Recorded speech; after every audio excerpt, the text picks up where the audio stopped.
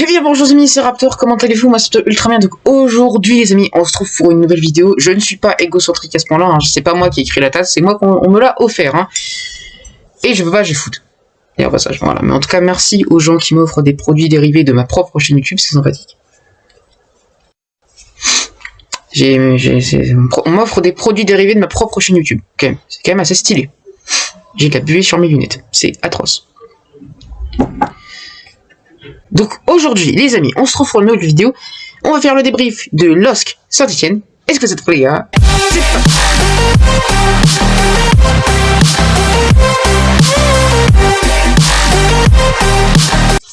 Donc LOSC Saint-Etienne s'est joué hier soir, donc le vendredi 11 mars, à 21h au stade Pierre-Mauroy.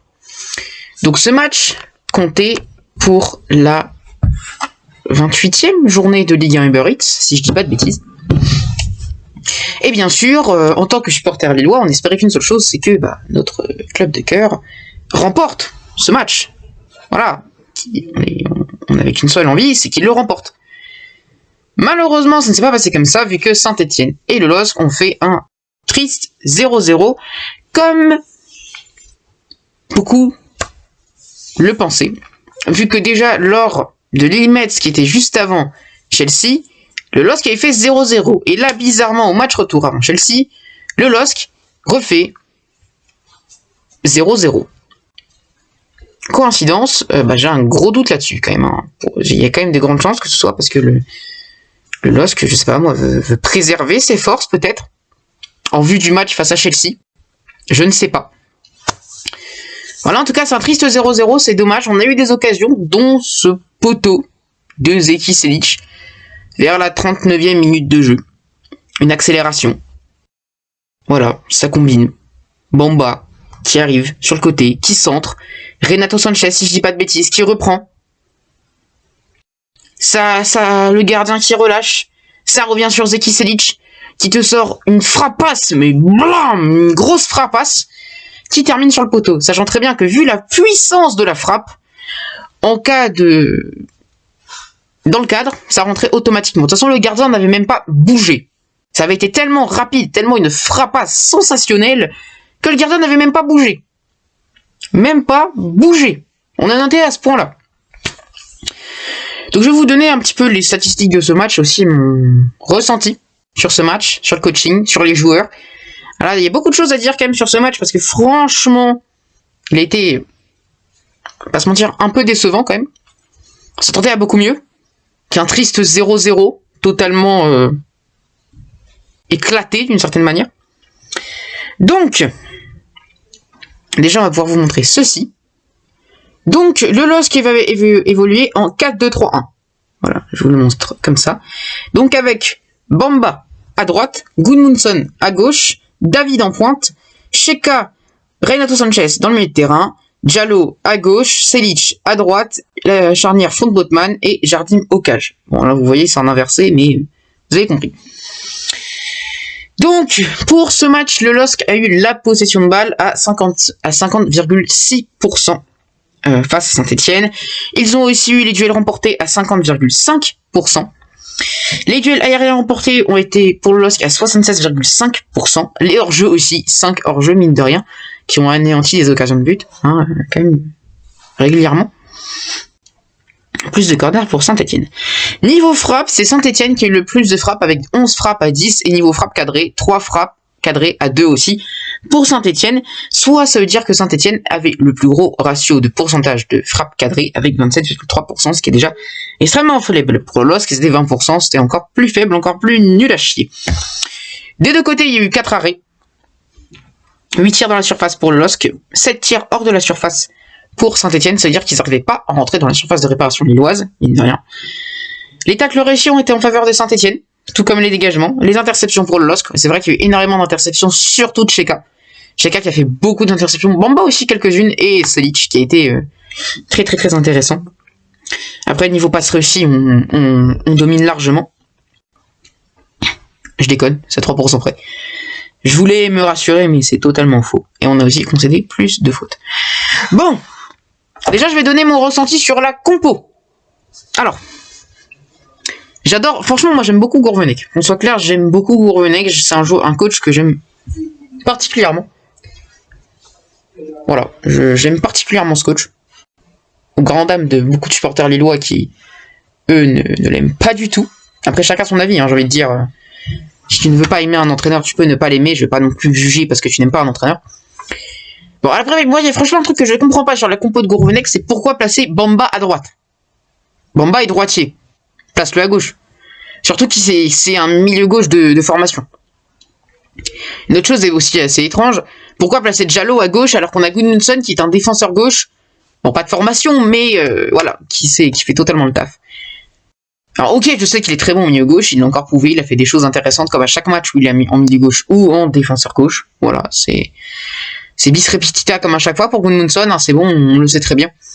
Voilà, donc les deux choses étranges sur la compo de Gourvenec, ça a été Bamba à droite et Diallo en défenseur gauche. Ça m'a assez surpris.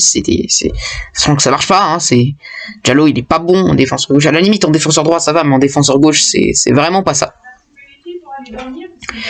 Bon, ensuite, niveau des joueurs, ça a été un peu mieux sur certains joueurs. Selic qui a vraiment fait un bon match défensivement et offensivement. Il a apporté dans les deux cas.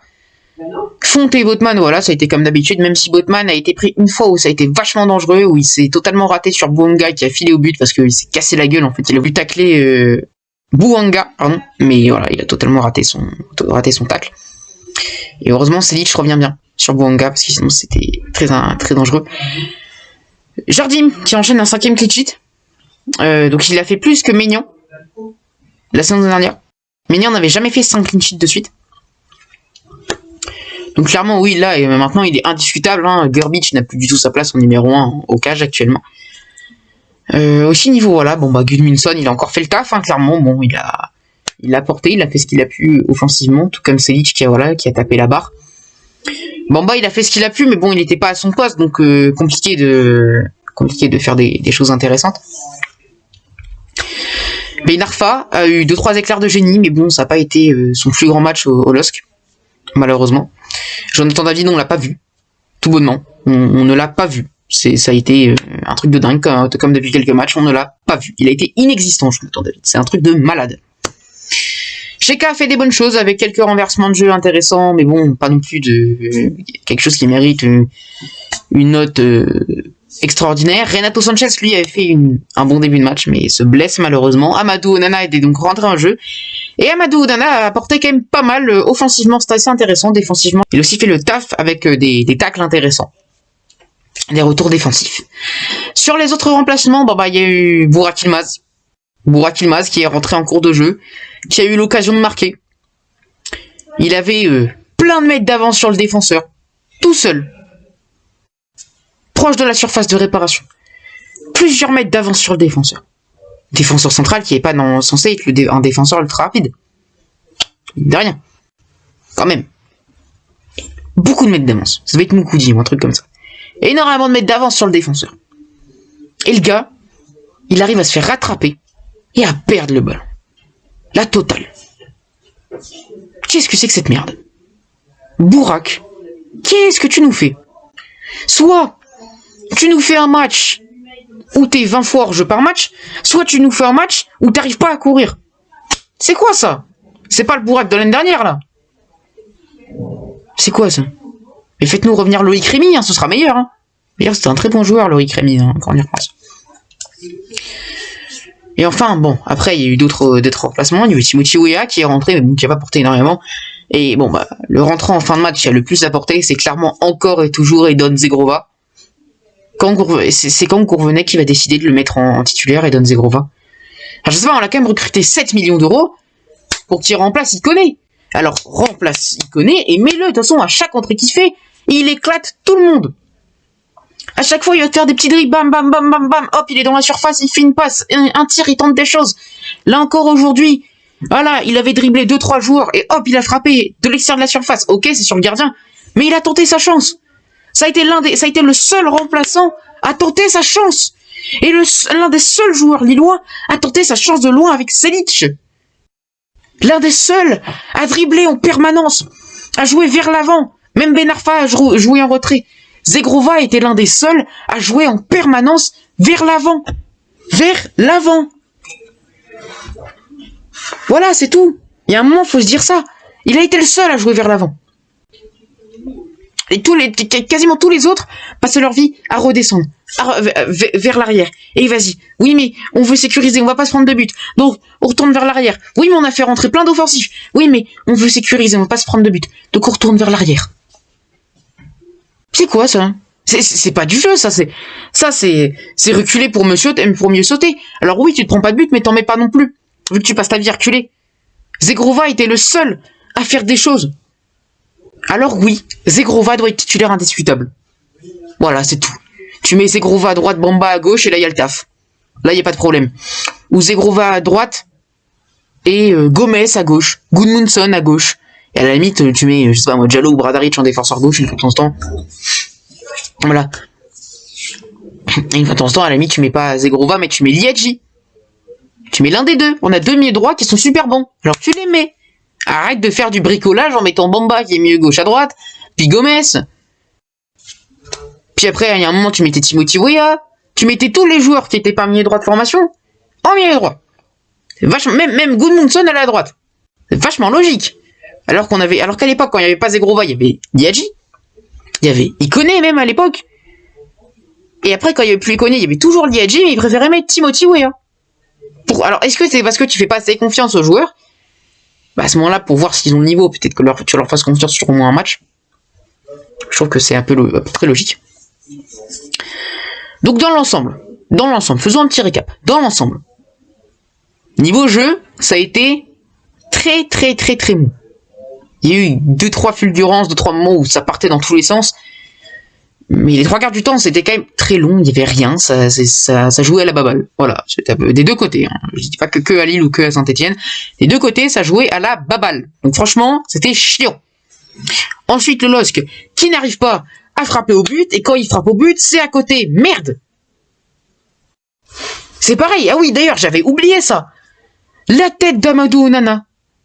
Qu'est-ce qui me branle? Gudmundsson qui accélère sur le côté gauche, il fume tout le monde. Tout le monde. Le milieu droit, le défenseur central, il fume tout le monde. Grâce à un changement de rythme. Il centre sur Amadou Onana, il est tout seul face au gardien, tout seul. De la tête. Si tu marques pas, ok. Mais au moins la décence de cadrer. Tu sautes trop tôt. T'es tellement grand que t'avais même pas besoin de sauter quasiment pour mettre ta tête. Donc non, il n'a pas le droit de rater ça. Il n'a pas le droit. C'est interdit de rater ça. C'est interdit. C'est Kiselic, il n'a pas marqué, mais lui, ça fait poteau. C'est différent. Amadou Onana, lui, il l'a totalement raté. C'est interdit. Donc en bref, ça a été un match où on avait largement les capacités et quelques possibilités de marquer, mais où soit on n'avait pas de bol, soit on était incapable de cadrer alors que les occasions étaient nettes. Tu penses à Amadou Onana où clairement on devait marquer, Zeki Selic où on n'a pas de bol mais on devait marquer encore une fois parce que c'était obligatoire, c'était logique, c'était faisable, c'était même normal, c'était même obligatoire et on n'a pas marqué. On n'a pas marqué. Donc c'est pas normal. C'est pas normal du tout de faire une prestation aussi pitoyable offensivement. Ça a été pitoyable offensivement. À part une ou deux accélérations, offensivement, les Lillois ont été pitoyables. Nul à chier. Pitoyable. Comment on peut dire de jouer la Ligue des Champions en étant aussi nul offensivement? Et heureusement que défensivement, on était bon, hein, parce qu'on aurait pu perdre face à Saint-Etienne. C'est ça le pire. On aurait pu perdre. Ça doit être Kazri qui met une frappe hors de la surface. Et heureusement que Jardim est là parce que sinon elle rentre. On aurait pu perdre ce match.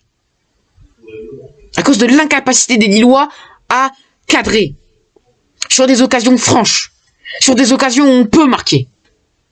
Qu'est-ce que c'est que ça? Je comprends pas. Pourquoi à Clermont on me leur met 4 pions? 4 pions. Premier but, ensuite t'as le carton rouge et bla bla bla bla. 4 pions, on se prend pas de but. Défensivement, on est solide. On a quasiment aucune action offensive et dangereuse du côté clermontois. On les explose. Et derrière, face à Saint-Etienne, on fait rien. on perd la possibilité de passer 5e provisoirement. Avec l'excuse du oui, mais il y a Chelsea, donc non. Non. Parce que là, si au match retour, on perd encore contre Chelsea, qu'on est éliminé, on va s'en vouloir. Parce qu'on aura perdu des points bêtement. On aura perdu 4 points bêtement. 4 points qui sont quand même super importants lors d'une saison qui a été ratée au début. C'est important. Donc 4 points, non, on peut pas perdre 4 points comme ça. Alors oui après, si mercredi prochain, on fait une masterclass face à Chelsea et qu'on gagne 2-0, qu'on va en prolongation, qu'on gagne 3-0, qu'on fait une masterclass, ok.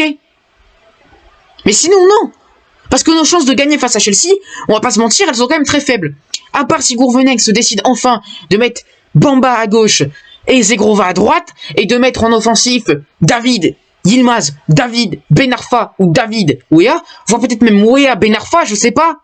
Pourquoi pas? Ou Ben Arfa, Yilmaz, vu que David est en manque de réussite, je sais pas. Et que dans le milieu de terrain, on met un Benjamin André et un Renato Sanchez, je sais plus qui sont suspendus. Peut-être que Benjamin André est suspendu. Enfin, je sais plus. J'ai un doute. Mais qu'on met une équipe ultra compétitive et ultra offensive, parce que tout le monde n'a pas le choix. Autant jouer full offensive. De toute façon, qu'on perde ou qu'on gagne, ça change rien. Si on gagne, tant mieux. Mais si on gagne, il faut au moins marquer 2 buts et pas s'en prendre. Si on s'en prend un, faut mettre un break à chaque fois. Donc autant mettre toutes nos armes offensives. On n'a rien à perdre. Qu'est-ce qu'on a à perdre? On est l'outsider. Si on perd face à Chelsea, on dira c'est normal. Si on gagne face à Chelsea et qu'on les élimine, on dira que c'est un exploit. On est les outsiders, on n'en a rien à perdre. Donc on joue toutes nos cartes. On joue 4 sur table. On fait tapis. Et on y va. Voilà. C'est tout. Mais en tout cas, si on joue comme ça à Chelsea, on va pas en mettre. Et c'est pas 2 buts qu'on va se prendre. Hein. C'est le double. C'est 4. C'est 4. D'accord? Donc Saint-Etienne, d'une certaine manière, c'est une leçon. Faut surtout pas jouer comme ça face à Chelsea. Si on veut gagner face à Chelsea, faut un mélange de Lyon et de Clermont. Et là, si on mélange Lyon et Clermont, on peut peut-être gagner. On peut peut-être passer au prochain tour. Mais faut surtout pas jouer comme à Saint-Etienne. Là, c'est la leçon de morale. C'est la leçon. Si on joue comme face à Saint-Etienne, on est perdu. Dans tous les cas, on sera éliminé. Voilà. Est-ce que on aura l'ascendant psychologique vu que Abramovich a été totalement retiré de Chelsea et que Chelsea enchaîne les merdes? Je ne sais pas. Mais en tout cas, il va falloir trouver une solution parce que là, c'est pas possible. Voilà, mon coup de gueule est à peu près passé. Donc en tout cas, j'espère que la vidéo vous aura plu. Si c'est le cas, n'hésite pas à liker, partager, commenter et à t'abonner à la chaîne. En te disant à très bientôt les amis, peut-être pour l'avant-match de Lille-Chelsea. On ne sait jamais, peut-être que je l'attendrai mercredi, pourquoi pas. Voilà, je sais que un débrief, souvent ça se fait plus tôt, mais bon, moi souvent j'ai pas le temps pour faire des débriefs le soir, donc quand je fais un débrief, déjà c'est très rare et ce sera le lendemain. Voilà, c'était Raptor les amis, et ciao! Et on espère que face à Chelsea, on va vraiment produire du jeu. Parce que sinon, on n'est pas dans la...